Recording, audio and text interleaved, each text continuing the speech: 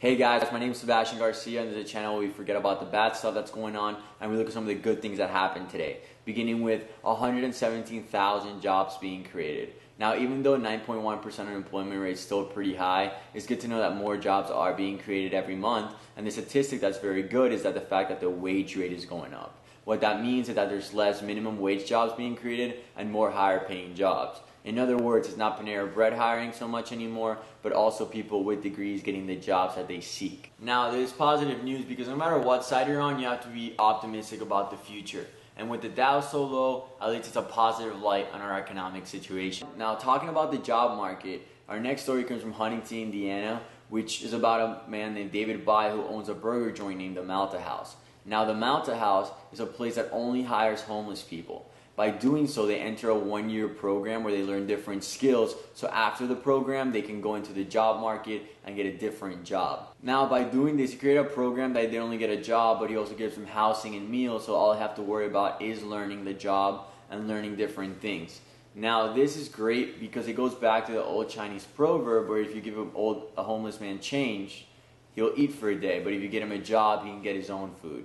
Now, this is great, and it also speaks to people not only giving to charity, but actually going in there and rerouting the way the system works so they can actually create a better system. And it is always great to know that there's people out there at least trying to make some type of difference by actually changing the system instead of just writing a check or running 5K. Now, bad things happen to all of us, and people always say you're going to look back on the situation and just laugh at it because you realize you got through it and you're in a much better position now.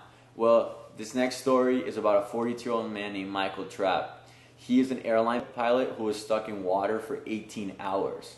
Once being rescued by a yacht, he spoke about the crash was like a ride on Splash Mountain, and the view was absolutely amazing for those 18 hours. And that's all he really had to say about it, which is highly impressive considering that being stuck in water for 18 hours is probably a very traumatizing experience. But it's this positivity that really shows that in a bad situation, just look at the bright side and things only get better from there. So I do wish Mr. Trapp a speedy recovery considering that treading in water for 18 hours can be a painful experience. Now, as a college student, I feel the need for scholarships and the burden of debt, and I know 45-year-olds who are still paying off their student loans, so I know it's something that really hits everybody hard, but at the end of the day, it's a reality so we can all get a college education.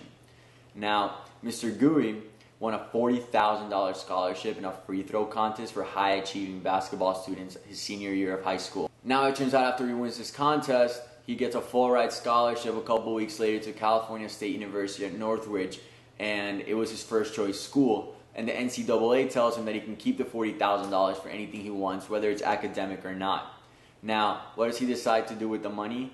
He realizes that the other 7 competitors in the free throw contest need the money to go to college. So he gets the 40 grand, divides by 7, and gives it to them. Now, in this economic climate, it is very honorable. And as a college student, even I don't see myself giving away $40,000.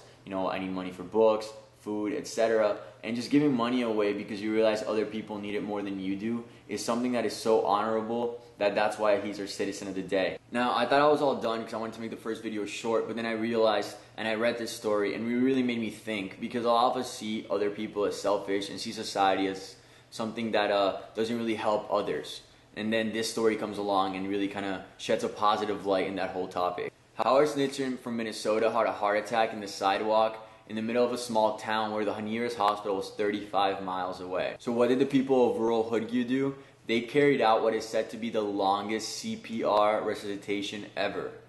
Over 24 people for over 96 minutes carried out CPR, rotating one by one, and all these people just trying to save one life. And personally, I really think that's cool, and it's quite moving, when you're nobody knows who you are, because you're just visiting, yet all these people are willing to take their time out and really try to make an effort to save a person's life, which really, people usually just, I'll wait for the ambulance, they don't want to get involved, but over 24 people did, and because of that, this one man is alive.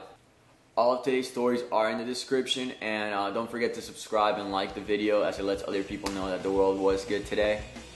Well guys, it's Tuesday, August 9th, and the world really was good today, and I will see you guys tomorrow.